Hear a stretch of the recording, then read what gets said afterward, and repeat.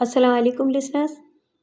میں نے اب تک آپ کو شکاریات کے موضوع پر جو کہانیاں سنائی ہیں ان کے مصنف سید مقصود علی ہیں۔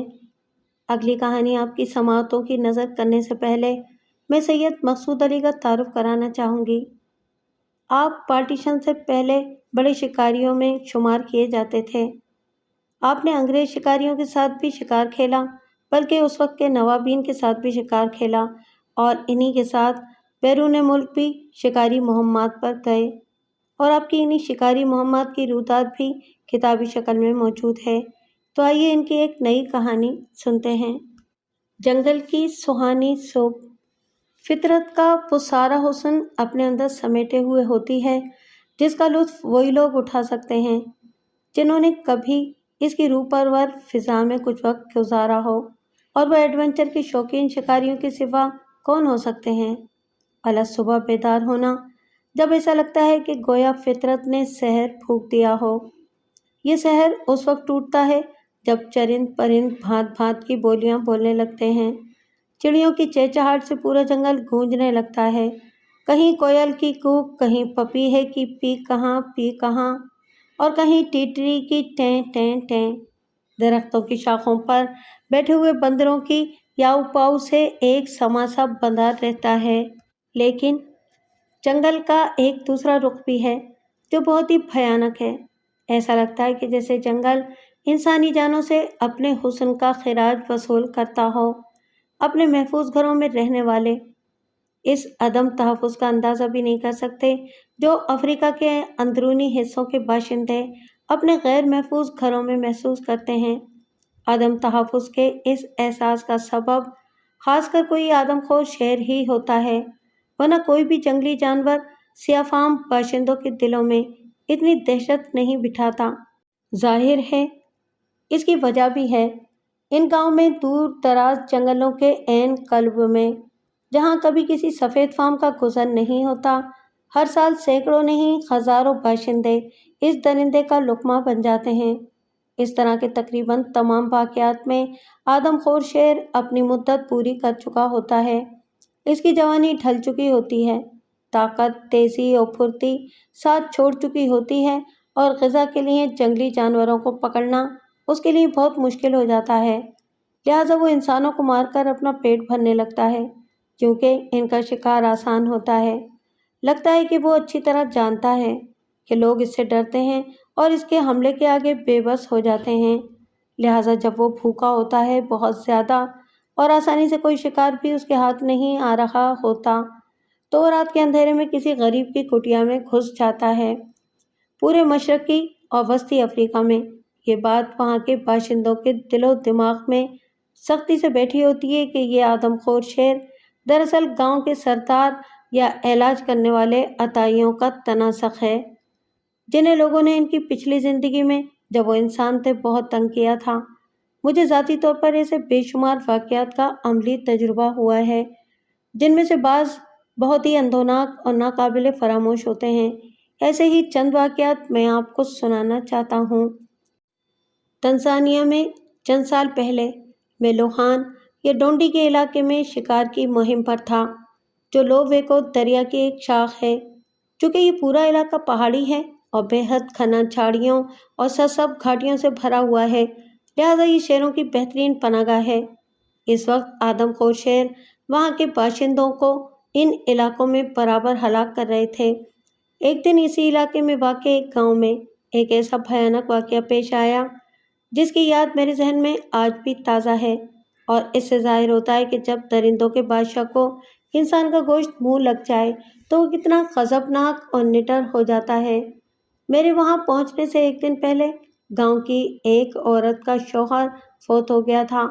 اسے دفنانے کے بعد وہ عورت اپنی بیٹی کے ساتھ اپنی ساس کی جھونپڑی میں رات گزار کر الگ صبح اٹھی، جو کہ دیہاتیوں کا دستور ہے، اور اپنی بیٹی کے ہمراہ اپنے گھر کی طرف چل پڑی، جو وہاں سے صرف 200 گز کے فاصلے پر واقع تھا۔ یہ راستہ بہت ہی گھنی گھاس سے ہو کر گزرتا تھا۔ دونوں آرام آرام سے چلی جا رہی تھیں۔ لڑکی اپنی ماں سے چند قدم آگے چل رہی تھی۔ اچانک اسے اپنے عقب سے ایک خوفناک چیخ اور غضب کی قرراہٹ سنائی دی۔ اس نے پلٹ کر دیکھا تو ایک شیر نے اس کی ماں کو ٹانگ سے دبوچ رکھا تھا۔ اس نے چشمے زدن میں عورت کو زمین پر پٹخ دیا اور اس کی گردن دبوچ لی۔ لڑکی خوف زدہ اور دہشت زدہ ہو کر چیخی، سنبھاتے ماوے، اور چیختی ہوئی اپنی جھونپڑی کی طرف بھاگی جو وہاں سے صرف تھوڑے ہی فاصلے پر واقع تھی۔ اس کی لرزہ خیز چیخ سن کر آس پاس کے لوگ اپنی جھونپڑیوں سے نکل آئے اور برچیاں سنبھال کر اس طرف دوڑ پڑے۔ تب تک شیر اس بدنصیب عورت کو پگڈنڈی سے 25-30 گز دور اونچی اونچی گھاس میں لے جا چکا تھا اور وہاں سے ہڈیوں کے ٹوٹنے اور لاش کو چبانے کی آوازیں آ رہی تھیں، لیکن کسی آدم خور شیر کے پیچھے اتنی پرخطر اونچی اونچی گھنی گھاس میں داخل ہونا اپنی جان کو خطرے میں ڈالنے کے مترادف ہوتا، جس کی ہمت کسی میں نہیں تھی۔ لہٰذا یہ جانتے ہوئے کہ میں گاؤں کے قریب ہی خیمہ زن تھا، وہ بھاگے بھاگے میرے پاس آئے۔ ان کی آنکھیں دہشت سے پھٹی ہوئی تھیں اور ان پر ایک ہی جان سا طاری تھا۔ انہوں نے پھولی ہوئی سانسوں کے ساتھ یہ ماجرا سنایا۔ میں نے اپنی 577 کی ڈبل بیرل گن اٹھائی، بہت احتیاط سے اس میں کارتوس داخل کیے اور بھاگتا ہوا اس جگہ پہنچا جہاں آدم خور شیر نے عورت کو ہلاک کیا تھا۔ میں نے رائفل سیدھی کر لی اور چوکنا ہو کر دبے پاؤں اونچی اونچی گھاس میں داخل ہو گیا۔ میرا کھوجی سمبا ایک برچھی اٹھائے میرے ساتھ تھا۔ ہم اس گھنی گھاس میں تقریباً 40 گز آگے گئے ہوں گے کہ اچانک ہمیں شیر کی منحوس ہراہٹ سنائی دی۔ ہم جہاں تھے وہیں رک گئے۔ اس کے فوراً بعد ہی اونچی اونچی جنگلی گھاس میں ایک لہر سی پیدا ہوئی۔ شیر ہمیں قریب آتے ہوئے پا کر وہاں سے کھسک گیا تھا۔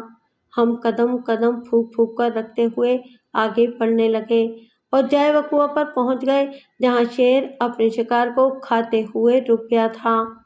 وہاں کی آس پاس کی گھاس بری طرح کچلی ہوئی تھی اور خون سے سرخ ہو رہی تھی۔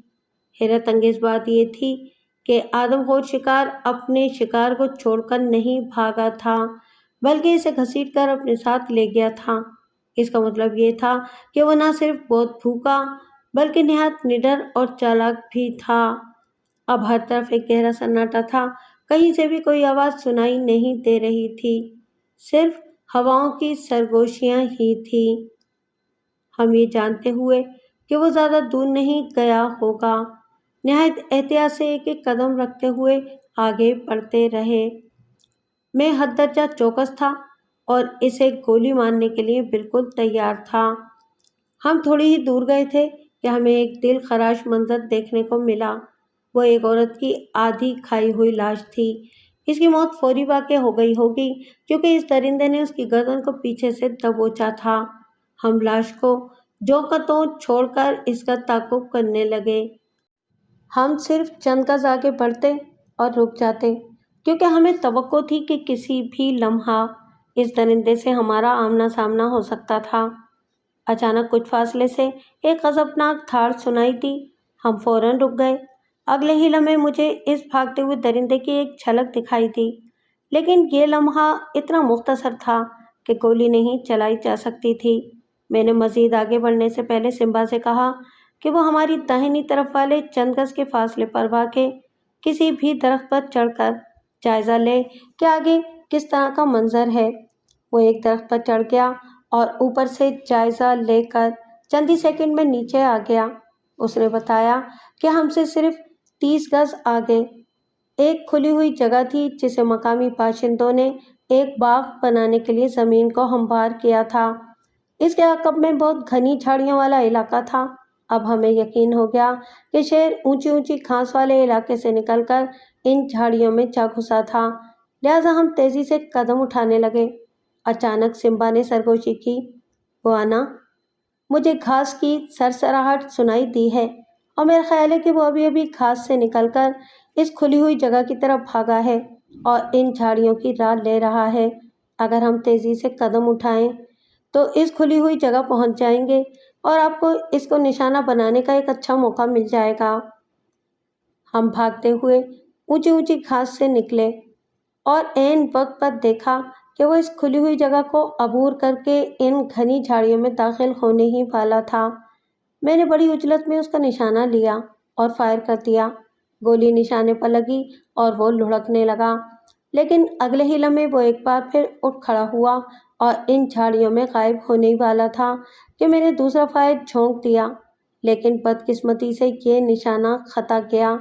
ہم نے بھاگتے ہوئے اس کھلی ہوئی جگہ کو عبور کیا، لیکن تب تک وہ جنگل میں غائب ہو چکا تھا۔ ہم اس کے پیچھے بھاگے، اچانک ہمیں اس کی دھاڑ سنائی دی۔ وہ نہایت غضبناک تھا۔ ہم فوراً رک گئے اور یہ سوچ کر پیچھے ہٹنے لگے کہ وہ شدید زخمی ہوا ہوگا اور ایسے میں آگے بڑھنا بے حد خطرناک ہو سکتا تھا، کیونکہ وہ گھنی جھاڑیوں میں ہمیں نظر نہیں آ رہا تھا اور اچانک ہم پر حملہ کر سکتا تھا۔ لہٰذا ہم تقریباً 30 گز پیچھے ہٹ گئے اور انتظار کرنے لگے کہ دیکھیں صورتحال کیا بنتی ہے۔ اسی طرح تقریباً 1 گھنٹہ گزر گیا۔ تب میں نے فیصلہ کیا کہ آگے بڑھ کر ان جھاڑیوں میں اسے تلاش کرنا چاہیے۔ ہمیں پوری توقع تھی کہ وہ مر چکا ہوگا، پھر بھی ہم نے کچھ دیر تک کان لگا کر کچھ سننے کی کوشش کی، لیکن کوئی آواز سنائی نہیں دی۔ چنانچہ ہم بے حد احتیاط سے گھنی جھاڑیوں میں داخل ہو گئے اور اس کے پیروں کے نشان دیکھنے لگے۔ وہاں ہمیں خون کی خاصی مقدار نظر آئی جو لکیر کی صورت میں آگے تک چلی گئی تھی۔ اسے ظاہر ہوتا تھا کہ اس کی پچھلی ٹانگ زخمی ہوئی تھی۔ ہم محتاط انداز سے چلتے ہوئے لگ بھگ 30 گز آگے گئے ہوں گے کہ پیچھے سے سمبا نے میرے شانے کو چھوا اور سامنے بائیں طرف اشارہ کیا۔ میں نے ادھر دیکھا۔ تقریباً 12 گز کے فاصلے پر مجھے دھوپ اور سائے کے چتکبرے منظر میں شیر کا صرف بھورا سا ہیولا نظر آیا جو بالکل ساکت تھا۔ وہ اپنے دونوں پنجوں کے درمیان سر رکھ کے اکڑوں بیٹھا ہوا تھا۔ اس کی آنکھیں سائے میں شعلوں کی مانند چمک رہی تھیں اور وہ ہمیں گھور رہا تھا۔ اور میں نے جلدی سے رائفل اٹھا کر اپنے کندھے سے لگائی، لیکن اس نے مجھے ایک لمحے کی بھی مہلت دیے بغیر زور سے گرجتے ہوئے مجھ پر چھلانگ لگا دی۔ میں نے فوراً فائر کر دیا۔ گولی اس کے سر کے دائیں طرف لگی اور اس کے شانے کو پھاڑ گئی۔ بدقسمتی سے میں ان 2 کارتوسوں کے علاوہ جو میں پہلے ہی فائر کر چکا تھا اپنے ساتھ صرف ٹھوس گولیاں لے کر آیا تھا، اور اگرچہ میری تیسری گولی نے اسے ڈھیر کر دیا تھا، پھر بھی وہ اٹھ کھڑا ہوا اور اگلے ہی لمحے اس نے مجھ پر چھلانگ لگا دی جب وہ مجھ سے صرف 5 گز کے فاصلے پر تھا۔ میں نے چوتھا بلٹ بھی اس کے جسم میں اتار دیا۔ وہ بلٹ اس کے جبڑے کو پھاڑ کر اس کے دل کو چھوتا ہوا گزر گیا۔ گولی کھا کر وہ گر پڑا اور سمبا نے ایک لمحہ ضائع کیے بغیر اپنی برچھی پوری قوت سے اس کے شانے میں اتار دی، جبکہ میرے ایک اور بلٹ نے اس کا قصہ تمام کر دیا۔ جب ہم نے اس کی لاش کا جائزہ لیا تو دیکھا کہ وہ ایک خارش زدہ بوڑھا شیر تھا، اور جیسا کہ میں پہلے بتا چکا ہوں، درندوں کا بادشاہ عام طور سے اپنی عمر کے اس حصے میں انسانوں سے اپنا پیٹ بھرنے لگتا ہے اور آدم خور بن جاتا ہے۔ جب شیر کے مارے جانے کی خبر گاؤں والوں تک پہنچی تو وہ مارے خوشی کے ناچنے لگے۔ اس رات انہوں نے خوب جشن منایا اور بیئر پی پی کر بے حال ہو گئے۔ تنزانیہ ہی میں 1902 میں جھیل نیاسا کے مشرقی ساحل پر کئی المناک حادثے پیش آئے، جہاں کے مقامی باشندے اثر نو نئی آبادی میں بسنے کے ارادے سے اپنے پرانے گھر چھوڑ کر چلے گئے تھے اور عارضی طور پر گھاس کی جھوپڑیاں بنا لی تھیں، اور آنے والی بارشوں کے لیے یہ فارم کی زمینیں جوت رہے تھے۔ جس دن وہ سانحہ پیش آیا میں اس کے دوسرے ہی دن وہاں پہنچا تھا۔ میرے اس سانحے کی تفصیل پوچھنے پر ان مقامی پولیس والوں نے پورا ماجرا مجھے کہہ سنایا جن کے ساتھ یہ واقعہ پیش آیا تھا۔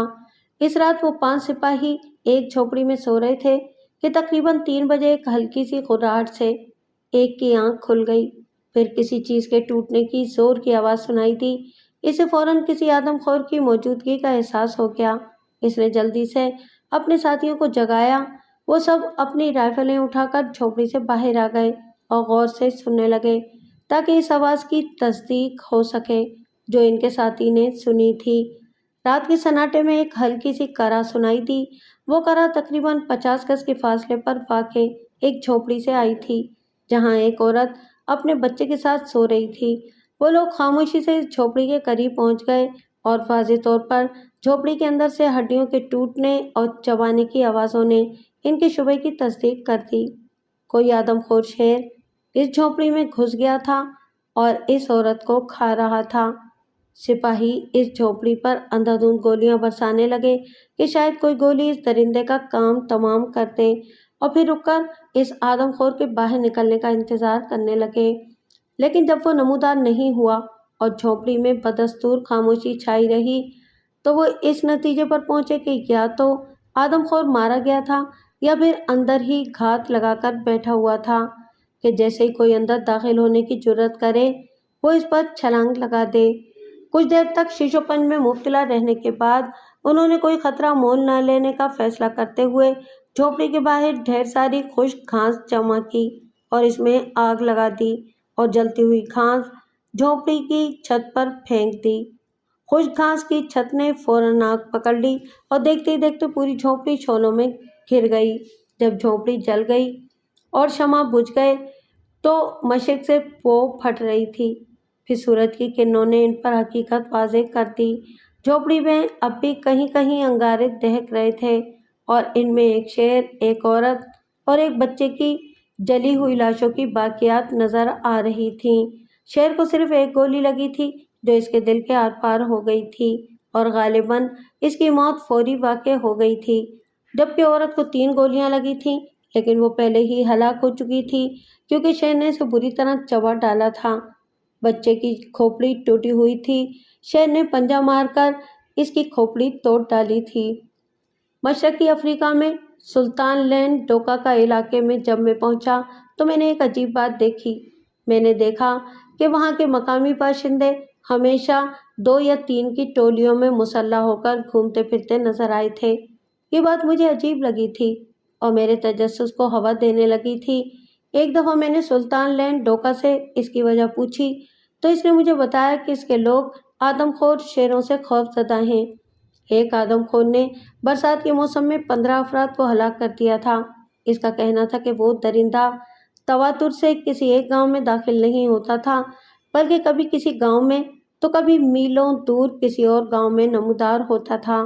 ایک دن جب میں ایک ہاتھی کے شکار سے واپس اس گاؤں کے قریب اپنے کیمپ آ رہا تھا تو میری ملاقات اپنے گھر سے کئی میل دور ایک مقامی سے ہوئی جو بہت ہی پریشان لگ رہا تھا۔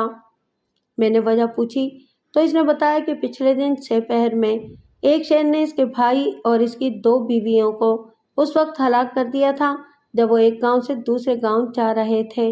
میں کیمپ واپس آ کر فوراً اس درندے کی تلاش میں نکل پڑا، لیکن 2 دن تک اس کے پیروں کے نشان کا تعاقب کرنے کے باوجود گھاس کی وجہ سے کھوج لگانے میں ناکام رہا۔ شاید وہ درندہ سمجھ گیا تھا کہ اسے ڈھونڈا جا رہا ہے اور وہ ہماری پہنچ سے دور کہیں اور چلا گیا تھا۔ جولائی 1905 میں نے اپنے کیمپ سے 2 آدمیوں کو دریائے روما کے ساحلوں سے سونجی بھیجا جو وہاں سے 8 دن کی مسافت تھی۔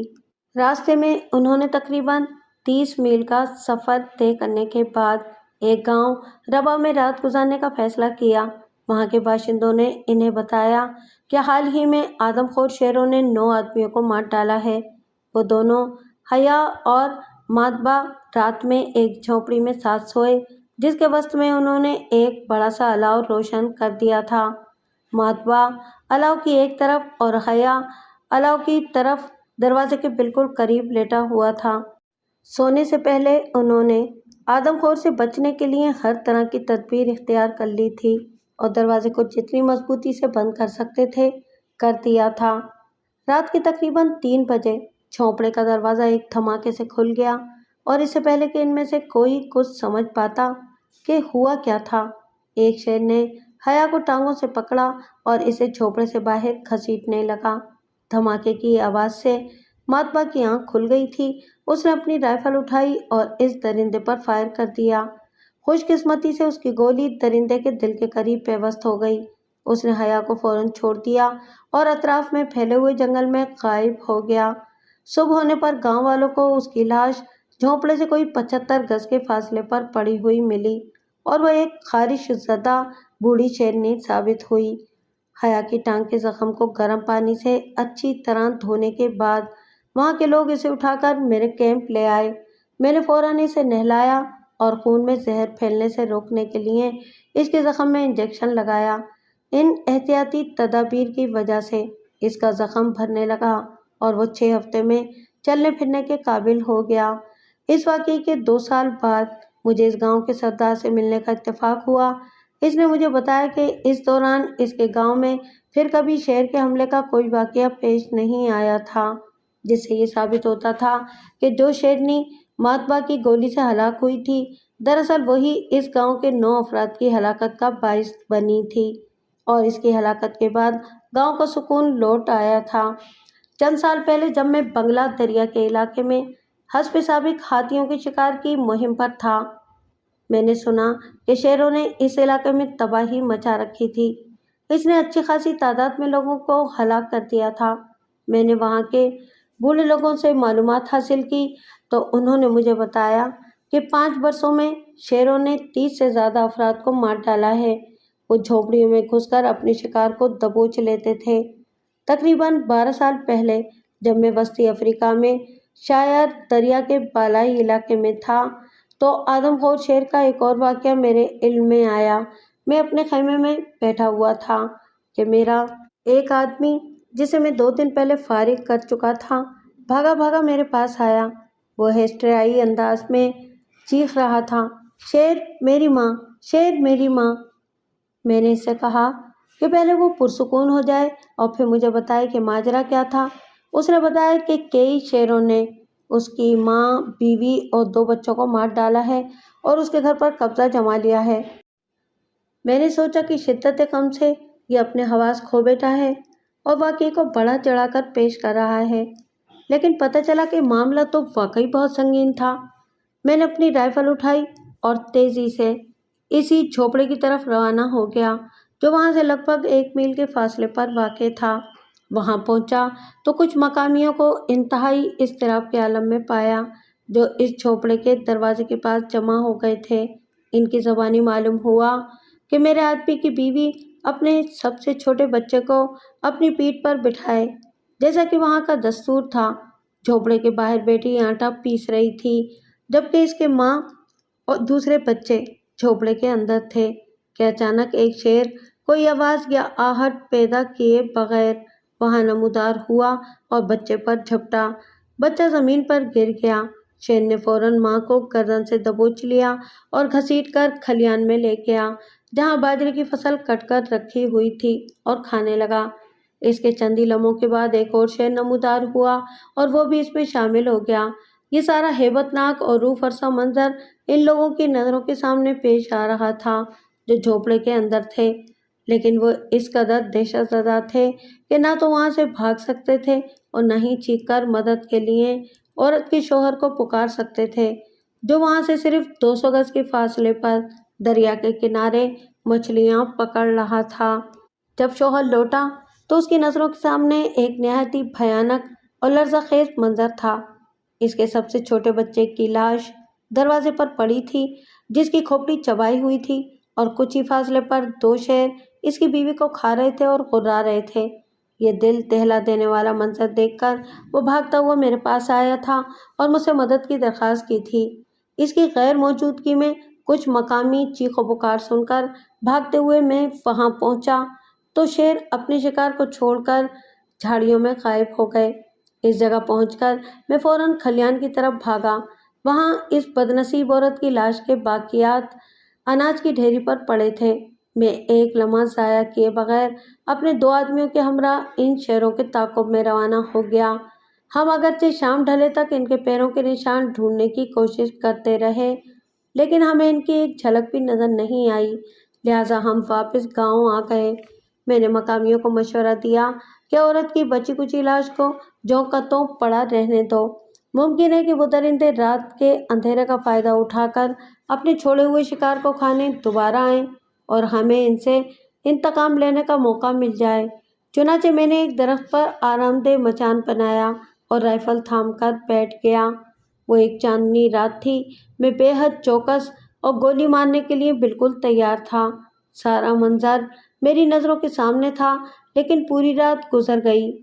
پو پھٹنے تک کسی شیر کا سایہ بھی چاندنی میں نہائے ہوئے اس کھلیان میں نمودار نہیں ہوا۔ وہ آدم خور شیر پھر کبھی نظر نہیں آئے۔ یہ ایک عجیب بات ہے اور مجھے بتاتے ہوئے بھی دکھ ہوتا ہے کہ اس اندھوناک اور دل گداز واقعے کے چند ہی دنوں کے بعد اس بدنصیب شخص کو، جو اپنی بیوی اور بچے کو گنوا بیٹھا تھا، اسے مگرمچھ نے پکڑ لیا اور کھا گیا۔ ایک سپہر پرتگالی مشرقی افریقہ میں، جب ہم ایک جنگل سے گزر کر لوچیرگو دریا پر واقع اپنے کیمپ لوٹ رہے تھے اور اپنی منزل سے 2 گھنٹے کی مسافت پر تھے کہ اچانک ہمیں سناٹے میں مقامیوں کی زور زور سے چیخنے چلانے کی آوازیں سنائی دیں، جو بمشکل 100 گز کے فاصلے سے آ رہی تھیں۔ یہ شور و غل سن کر ہم متجسس ہو گئے اور فوراً اپنا رخ اس طرف موڑ دیا جہاں سے وہ آوازیں آ رہی تھیں۔ ہم نے دیکھا کہ وہ متاکا قبیلے کے تقریباً 20 افراد کا ایک گروہ تھا اور وہ سب کے سب بندوقوں سے لیس تھے۔ ہمیں بعد میں پتہ چلا کہ وہ رودما دریا پر واقع ایک چھوٹے سے گاؤں پر حملہ کرنے کے بعد اب اپنے گھر لوٹ رہے تھے۔ ان کے پاس 4 قیدی تھے، 2 لڑکے، 1 عورت اور 1 لڑکی، جنہیں وہ جانوروں کی طرح ہانک رہے تھے، لیکن اتنی بربریت کے ساتھ جسے کوئی بھی مہذب انسان برداشت نہیں کر سکتا تھا۔ جب ان کی نظر مجھ سفید فام پر پڑی تو وہ ہکا بکا رہ گئے۔ ان کے وہم و گمان میں بھی نہیں تھا کہ اس دور افتادہ جنگل میں انہیں کوئی سفید فام مل جائے گا، اور وہ بھی اس حال میں کہ وہ جرم کے مرتکب ہو رہے تھے۔ ان کی حالت وہی تھی جو رنگے ہاتھوں پکڑے جانے پر کسی چور کی ہوتی ہے۔ وہ خوف سے پھٹی ہوئی آنکھوں اور کھلے ہوئے منہ سے ہمیں دیکھ رہے تھے۔ ان کی سمجھ میں نہیں آ رہا تھا کہ کیا کریں۔ مجھ پر نظر پڑتے ہی وہ لڑکی خود کو صیادوں سے چھڑا کر بھاگی اور میرے قدموں میں آ کر گر پڑی اور روتی ہوئی گڑ گڑائی، "بوانا، انہیں روکو، مجھے مت لے جانے دو، میں کوئی کنیز نہیں ہوں، میں ایک آزاد مسلمان لڑکی ہوں۔ پچھلے دنوں صبح میں انہوں نے ہمارے گاؤں سے مجھے اور میری ماں کو پکڑ لیا اور اب ہمیں غلام بنانے کے لیے لے جا رہے ہیں۔ اگر آپ چاہیں تو میں آپ کی غلامی کر لوں گی، لیکن ان بت پرستوں کی غلامی نہیں کروں گی۔" خاموش! ان حملہ آوروں میں سے ایک شخص تھاڑا۔ وہ ایک لہیم شہیم بدصورت یاہو تھا۔ یہ قوم صدیوں سے باہر کے لوگوں کے ساتھ مل کر غلاموں کی تجارت کرتی آ رہی تھی۔ وہ شخص بھاگ کر اس دہشت زدہ لڑکی کے پاس آیا اور اس کی باہیں پکڑ کر میری طرف مڑا۔ "بوانا، یہ میری کنیز ہے," وہ بولا، اور اس کے ساتھ ہی اس چیختی ہوئی لڑکی کو گھسیٹ کر لے جانے لگا۔ اسی وقت میں نے اس کے جبڑے پر اپنی رائفل کا بٹ مار کر اسے زمین پر گرا دیا۔ میں نے اس لیڈر کو اپنی رائفل کی نوک پر رکھ لیا۔ "فوراً اپنی رائفل پھینک دو ورنہ میں تمہارے بھیجے میں سوراخ کر دوں گا," میں نے درستی سے کہا۔ وہ خوف سے پھٹی پھٹی نظروں سے مجھے تکنے لگا۔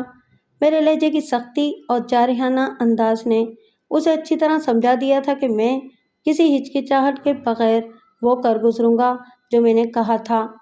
مجھے سچ مچ اس وحشی انسان پر سخت غصہ آ رہا تھا جو معصوم لوگوں سے غیر انسانی سلوک کر رہا تھا۔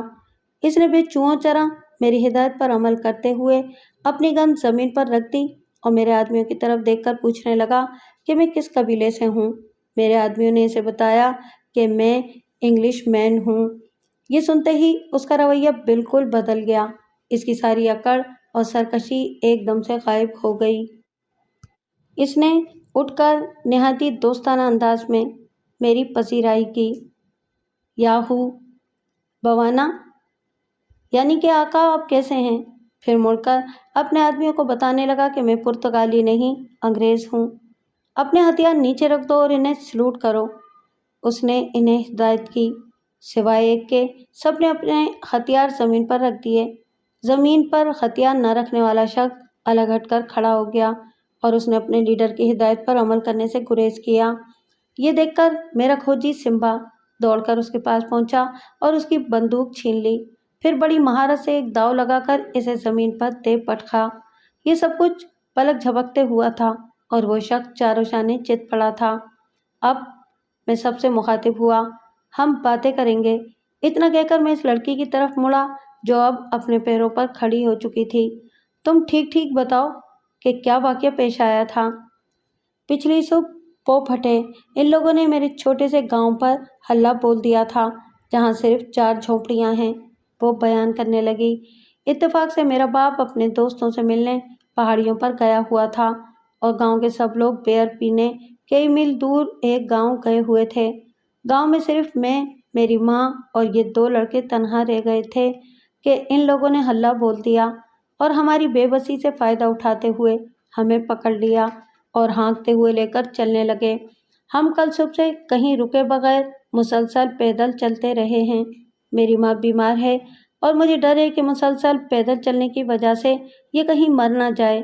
ان لوگوں نے اسے بہت مارا ہے تاکہ یہ تیزی سے قدم اٹھائے۔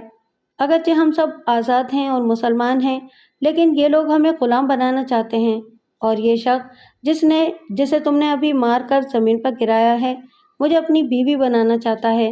یہ لوگ میری ماں اور ان لڑکیوں کو فروخت کر دیں گے اور یہ بت پرست مجھ سے شادی کر لے گا۔ بوانا، مجھے ان لوگوں کے حوالے کرنے سے بہتر ہے کہ مجھے گولی مار دو۔ میں نے اس غریب لڑکی کو دلاسا دیا اور یقین دلایا کہ اس کے قیدی ساتھیوں کے ساتھ ایسا کچھ بھی نہیں ہوگا۔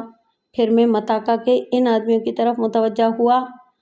تم لوگ اچھی طرح سن لو اور اپنے ذہن میں بٹھا لو، اگر میں نے پھر کبھی تم لوگوں کو اس مکروہ اور گھناؤنے کاروبار میں ملوث پایا تو اسی طرح گولی مار دوں گا جیسے کتوں کو مارتا ہوں۔ یہ کہہ کر میں نے ان پر اپنی جدید اور طاقتور رائفل کی دھاک بٹھانے کے لیے ایک درخت کا نشانہ لیا اور پے در پہ کئی راؤنڈ فائر کر دیے۔ 303 کی ٹھوس گولیاں درخت کے تنے کے آر پار ہو گئیں۔ پھر میں نے میگزین میں 10 کارتوس بھرے اور تیزی سے یکے بعد دیگرے کھٹاکھٹ نکال لیے۔ ان کے چہرے کے تاثرات بتا رہے تھے کہ میں اپنے مقصد میں کامیاب رہا تھا۔ وہ سہمے سہمے سے نظر آ رہے تھے۔ اس لڑکی کا نام سواسوری تھا۔ اگلی صبح اس کی ماں کی حالت بد سے بدتر ہو گئی۔ وہ قطعی طور پر گھر لوٹنے کے قابل نہیں تھی، لہٰذا میں نے اس سے گزارش کی کہ وہ میرے کیمپ میں اس وقت تک قیام کرے جب تک سفر کرنے کے قابل نہ ہو جائے، لیکن اسے بچانے کی میری ہر ممکن کوشش کے باوجود وہ جان بھر نہ ہو سکی اور 3 دنوں کے بعد فوت ہو گئی۔ سواسوری پر اپنی ماں کی موت کا گہرا اثر ہوا۔ میرے پوچھنے پر کہ وہ مستقبل میں کیا کرنا چاہتی ہے، اس نے جواب دیا کہ اب جب کہ اس کی ماں مر گئی ہے، وہ اپنے باپ کی واپسی تک میرے کیمپ میں میرے آدمیوں کی بیویوں کے ساتھ رہنے کو ترجیح دے گی، کیونکہ اسے ڈر ہے کہ مناکا کے آدمی اس کے باپ کے گھر لوٹنے سے پہلے ایک بار پھر گاؤں پر دھاوا بولیں گے۔ جب اس کا باپ لوٹ آئے گا تو وہ اس کے ہمراہ اس علاقے کو چھوڑ کر جرمنی کے علاقے میں رہائش اختیار کرے گی، جہاں وہ غلاموں کی تجارت کرنے والے ان بدماشوں کے شر سے محفوظ رہیں گے۔ ان 2 لڑکوں میں سے ایک نے میری خدمات انجام دینے کی خواہش ظاہر کی، لہٰذا میں نے اسے اپنے پاس رکھ لیا، جبکہ دوسرا لڑکا واپس گاؤں چلا گیا۔ اس واقعے کے کوئی 3 ہفتے کے بعد ایک صبح طلوع آفتاب کے وقت میرے نوکروں نے مجھے نیند سے جگا دیا۔ ایک ملازم ٹوئیگا نے گہرے اضطراب سے بتایا کہ لگتا ہے کہ کوئی تیندوا مرغی خانے میں گھس آیا ہے، کیونکہ پولٹری میں پرندے بہت شور کر رہے ہیں۔ میں نے فوراً اپنی 1175 mm کی میگزین رائفل اٹھا لی، جو میں 3 کارتوس کے ساتھ لوڈ کر کے اپنے بیڈ کے پاس رکھ کر ہمیشہ سوتا تھا، اور تیزی سے خیمے سے نکل کر مرغی خانے کی طرف بھاگنے لگا، جو شیڈ کے ساتھ ہی واقع تھا۔ یہ شیڈ میں نے وہاں کی شدید دھوپ اور تپش سے بچنے کے لیے تعمیر کروایا تھا۔ میرے وہاں پہنچتے پہنچتے سواسوری اور میرے ایک ملازم کی بیویاں شور سن کر یہ جاننے کے لیے کہ ماجرا کیا ہے، جھونپڑے سے نکل آئیں اور لپکتی ہوئی میرے پیچھے آنے لگیں۔ ٹوئیگا کا اندازہ بالکل درست تھا، کیونکہ میں نے شیڈ میں پہنچ کر دیکھا کہ ایک تیندوا وہاں سے فرار ہونے کی کوشش کر رہا تھا، لہٰذا میں نے اجلت میں نشانہ لے کر اس پر فائر کر دیا۔ گولی اس کی پسلیوں میں لگی اور وہ زمین پر لڑھکتا چلا گیا، لیکن ایک ہی لمحے کے بعد پھر اٹھ کھڑا ہوا اور اپنی فطرت کے مطابق نہایت جارحانہ انداز میں میرا مقابلہ کرنے کے لیے اس نے جیسے ہی مجھ پر چھلانگ لگائی، میں نے دوسری گولی داغ دی۔ گولی اس کے منہ سے ہو کر جبڑے کے دائیں طرف کی ہڈی کو توڑتی اور شانے کے گوشت کو چیرتی ہوئی نکل گئی۔ اس گولی نے اسے روک دیا، لیکن صرف ایک لمحے کے لیے، اور میں ابھی رائفل میں تیسرا کارتوس داخل کر ہی رہا تھا کہ اس نے مجھے کوئی مہلت دیے بغیر مجھ پر براہ راست چھلانگ لگا دی۔ اس نے جیسے ہی چھلانگ لگائی، میں نے فائر کر دیا، ساتھ ہی اچھل کر ایک طرف ہو گیا۔ इस मर्तबा गोली भरपूर तरीके से उसके मुंह पर लगी और मुंह को फाड़ती हुई निकल गई। इसी दौरान सवासूरी शेड में से एक बर्छी उठाकर भागती हुई मेरे अकब में पहुंच गई थी। इसने बर वक्त पूरी कुव्वत से बर्छी तेंदुए पर फेंकी, लेकिन बदकिस्मती से उसका निशाना चूक गया। तेंदुआ अपनी छलांग के जोर में मेरे ऊपर से होता हुआ अपने पूरे वजन के साथ इस गरीब लड़की पर जा गिरा और एक पुरशोर आवाज के साथ जमीन से टकराया। इसने जांकनी के आलम में अपने नोकीले पंजे सवासूरी की गर्दन में गाड़ दिए और इसके जिस्म को सीने तक चीर के रख दिया। मैंने अपनी राइफल उठाकर इसका दस्ता पूरी कुव्वत से सवासूरी के ऊपर ढेर इस दरिंदे की खोपड़ी पर दे मारा। ये ज़रब इतनी शदीद थी कि दस्ते के टुकड़े हो गए। फिर मैंने भारी भरकम तेंदुए को टांग से पकड़कर सवासूरी के जिस्म के ऊपर से घसीट लिया, जो इसके नीचे दबी हुई थी। अब पूरे कैंप में एक ज़बरदस्त हंगामा मचा हुआ था। मेरे आदमी और इनकी बीवियां फायर की आवाज़ सुनकर भागते हुए वहां पहुंच गए। मैं इस बहादुर लड़की सवासूरी की तरफ मुतवज्जा हुआ। मुझे डर था कि वो हलाक हो चुकी है, लेकिन थोड़ी देर के बाद वो होश में आ गई और उसने आंखें खोलकर हमें देखा। मेरे मुंह से सुकून और इत्मीनान की एक गहरी सांस निकल गई। मैंने फौरन इसके जिस्म को मुनासिब तरीके से ढका और इसके जख्मों का इलाज किया और फिर इसे अपने आदमियों की बीवियों के हवाले कर दिया। इसके जख्मों की बाकायदगी से मरहम पट्टी की जाती रही और इसकी खुसूसी देखभाल होती रही। वो तेज़ी से रूबा सेहत होने लगी और 1 महीने के बाद पूरी तरह सेहतयाब होकर जिंदगी की तरफ लौट आई। यूँ तो किसी भी जंगली जानवर पर भरोसा नहीं करना चाहिए और हद्दुल मक़दूर इनसे बचकर रहने ही में आफियत है। जंगल के बासी भी इसी उसूल पर कारबंद रहते हैं और अमूमन इन्हें कोई नुकसान नहीं पहुंचता। फिर भी किसी की ज़िंदगी की कोई ज़मानत नहीं दी जा सकती। अगर शेर, चीता, तेंदुआ, रीछ वगैरह को हलाकत का सबब बनने वाले दरिंदों की फहरिस्त से अलग कर भी दिया जाए, तो हाथी, गेंडा, दरियाई घोड़ा, जंगली भैंसा, मगरमच्छ वगैरह हर साल सैकड़ों लोगों की मौत का सबब बनते हैं। जहाँ तक हाथी का मामला है, वो आमतौर से एक शर्मीला और अमन पसंद जानवर समझा जाता है। अगर इसे इश्तियाल ना दिलाया जाए तो वो शाज़ो नादिर ही किसी इंसान पर हमला करता है, लेकिन शर्मीला और अमन पसंद होने के साथ ही वो एक कीना परवर जानवर की हैसियत से भी शोहरत रखता है। अगर किसी ने इसे कभी कोई नुकसान पहुंचाया हो या ऐसी कोई कोशिश की हो तो वो इसे नहीं भूलता और बरसों बाद भी मौका मिलने पर इंतकाम की आग बुझाकर ही रहता है। लेकिन एक ऐसा वाक़या मेरे इल्म में है जब वो बिला वजह ही हमलावर हुआ था। इन दिनों जब मैं चपरेरी नदी के किनारे खैमा जन था, जो यमकोट दरिया की एक शाख है, वहाँ एक ख़ास हाथी तंबाकू के पौधों से अपनी गहरी रग़बत के सबब खासा मशहूर हो गया था, जो इस इलाके के बाशिंदे अपने फार्म पर उगाते थे, काश्त करते थे।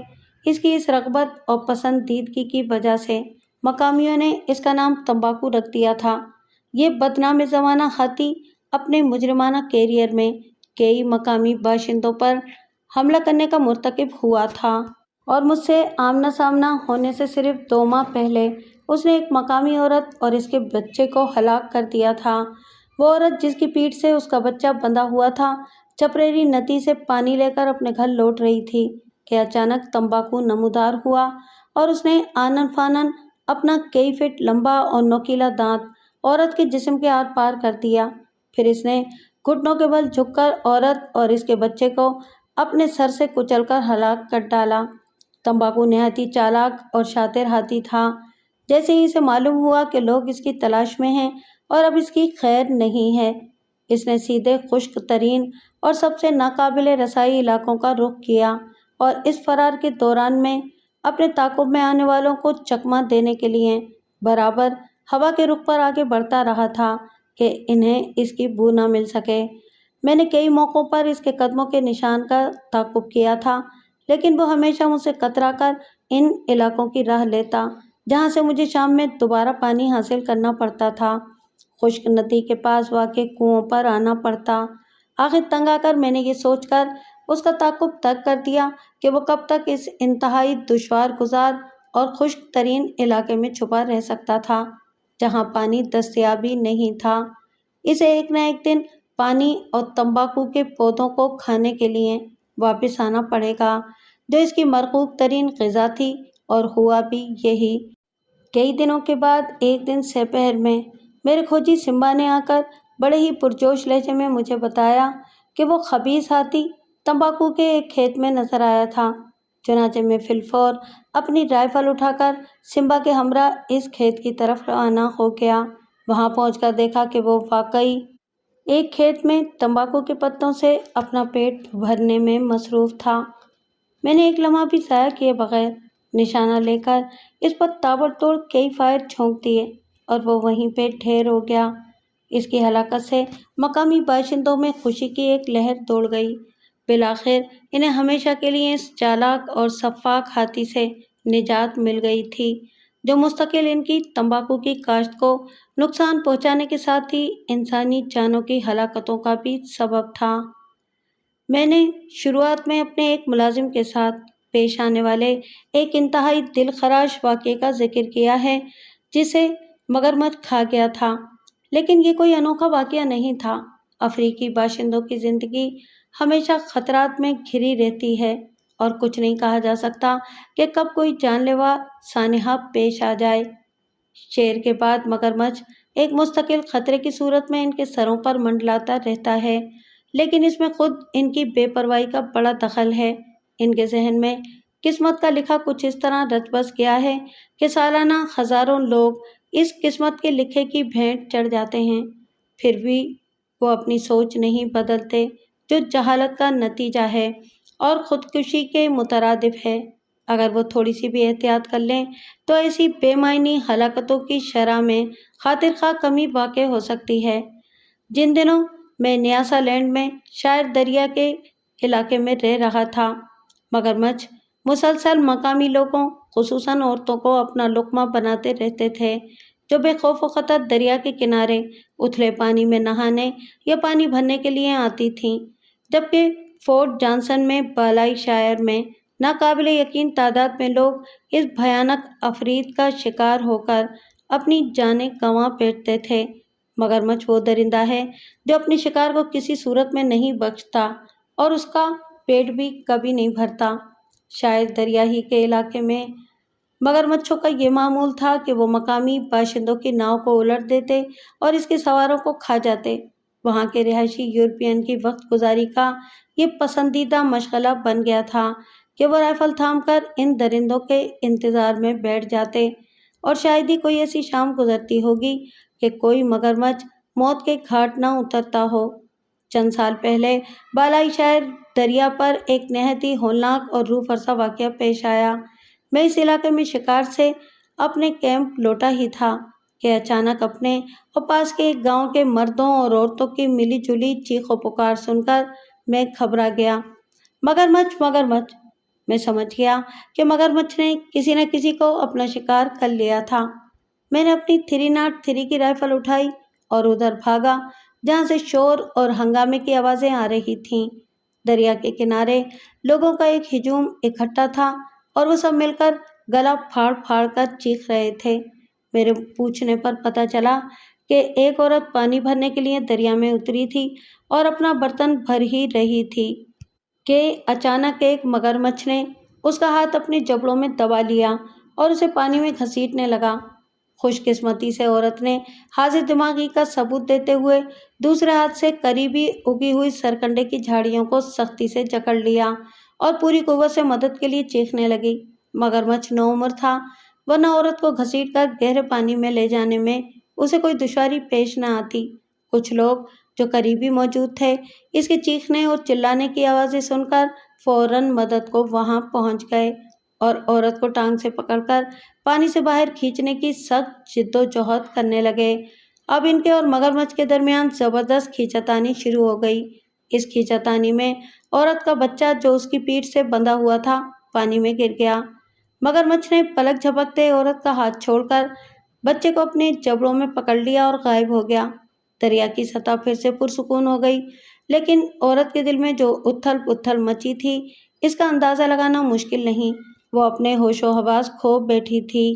اس دلخراش واقعے کو کچھ ہی لمحے بیتے تھے کہ ایک مقامی جو ذہنی خلل میں مبتلا تھا، جس پر دورے پڑتے تھے اور جسے ایسے موقعوں پر قید و بند میں رکھا جاتا تھا، وہاں نمودار ہوا اور اپنا بھالا سر سے بلند کر کے للکارنے لگا، کہاں ہے مگرمچھ، کہاں ہے مگرمچھ؟ اور اس سے قبل کہ کوئی اسے روک پاتا، اس نے سر کے بل دریا میں چھلانگ لگا دی۔ اگلے ہی لمحے ایک مگرمچھ نے اسے کمر سے پکڑ لیا، ایک دوسرے مگرمچھ نے اسے سر اور شانوں سے پکڑا اور زبردست کھینچتانی شروع ہو گئی۔ اب ہر طرف سے مگرمچھ چلے آ رہے تھے اور وہاں جیسے بھونچال آ گیا ہو، ان کے درمیان زبردست اٹھا پٹک شروع ہو گئی تھی۔ وہ مقامی ان سے اس طرح لڑ رہا تھا جیسے کوئی پاگل لڑ سکتا تھا، لیکن ظاہر ہے یہ دھینگا مشتی زیادہ دیر تک جاری نہیں رہ سکتی تھی۔ جب میں وہاں پہنچا تو انسان اور درندوں کے درمیان تمیز کرنا مشکل تھا۔ میں نے ان میں سے کئی مگرمچھوں کو گولیاں مار کر ہلاک کر دیا، لیکن اس غریب کو مگرمچھوں سے نہ بچا سکا، وہ اسے پانی کے اندر لے گئے۔ اس عورت کا ہاتھ اور بازو بری طرح گھائل تھے جسے مگرمچھ نے پکڑا تھا۔ میں نے اس کے زخموں کی مرہم پٹی کی اور خون میں زہر پھیلنے سے روکا۔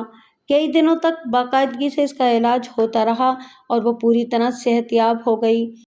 اب فطری طور پر ہر شخص یہی سوچے گا کہ اس بھیانک تجربے سے اس لڑکی نے کوئی سبق سیکھا ہوگا، لیکن میں نے جیسا کہ پہلے بتایا ہے، بے پرواہی ان کی سرشت میں داخل تھی۔ اس ہولناک واقعے کو گزرے ہوئے 6 ماہ بھی نہیں ہوئے تھے کہ وہ ایک عورت کے ہمراہ دریا پر گئی اور مگرمچھ نے ٹھیک اسی جگہ ان دونوں کو ہلاک کر کے نکل لیا۔ ایک موقع پر میں نے ایک بے حد عظیم الجثہ مگرمچھ کو بالائی شاید دریا کے علاقے میں ہلاک کیا، اور جب میرے آدمیوں نے اس کا پیٹ چاک کیا تو اس میں مقامی عورت کی پیتل کی چوڑیاں ملیں جو کبھی اس کے ہاتھوں کی زینت ہوا کرتی تھیں، جسے وہ مگرمچھ پکڑ کر کھا گیا تھا جب وہ نہانے یا پانی بھرنے کے لیے دریا پر گئی ہوگی۔ وہیں سمپی میں چند برس پہلے ایک نہایت ہی عجیب سانحہ پیش آیا۔ ایک مقامی اپنی ناؤ میں بیٹھتے ہوئے ساحل پر کھڑے اپنے ایک دوست سے کہہ رہا تھا، صرف 1 ہفتے پہلے کی بات ہے، ایک مگرمچھ نے میری ماں کو ہلاک کر دیا اور مجھے لگتا ہے کہ ایک دن میرا بھی یہی انجام ہوگا۔ یہ کہنے کے ساتھ ہی اس نے کھمبے میں لگی رسی کی طرف ہاتھ بڑھایا جس سے اس نے اپنی ناؤ باندھ رکھی تھی۔ آنن فانن ایک مگرمچھ نے اسے بازو سے پکڑ لیا اور اس سے پہلے کہ اس کا دوست کچھ کر پاتا، مگرمچھ اس غریب کو لے کر پانی میں غائب ہو گیا۔ شاید دریا پر اسی سے ملتا جلتا ایک واقعہ اور پیش آیا اور محض ایک یورپین کی موجودگی کے باعث وہ واقعہ کسی سانحے میں بدلتے بدلتے رہ گیا۔ ایک مقامی اپنی ناؤ پر ساحل سے روانہ ہوا ہی تھا کہ اچانک ایک مگرمچھ نے اس کی ناؤ الٹ دی۔ وہ سر کے بل پانی میں گرا۔ مگرمچھ نے چشمے زدن میں اسے بازو سے پکڑ لیا اور گھسیٹ کر پانی میں غائب ہونے ہی والا تھا کہ ایک یورپین ہینڈرسن نے، جو خوش قسمتی سے کسی مگرمچھ کی طاق میں رائفل سمیت وہیں بیٹھا ہوا تھا، یہ خوفناک منظر دیکھا اور اسی لمحے مگرمچھ کو گولی سے اڑا دیا۔ اس زخمی شخص کی بروقت جان بچا لی گئی۔ اسے ساحل پر لایا گیا۔ مگرمچھ نے اس کا بازو چبا ڈالا تھا، لہٰذا اس کا وہ بازو کاٹنا پڑا۔ اس خوفناک حادثے میں اس کی جان تو بچ گئی، لیکن وہ ایک بازو سے محروم ہو گیا۔ اس واقعے کے بعد اس نے دریا پر جانا چھوڑ دیا اور برسوں ایک ڈاکیے کی حیثیت سے روزی کماتا رہا۔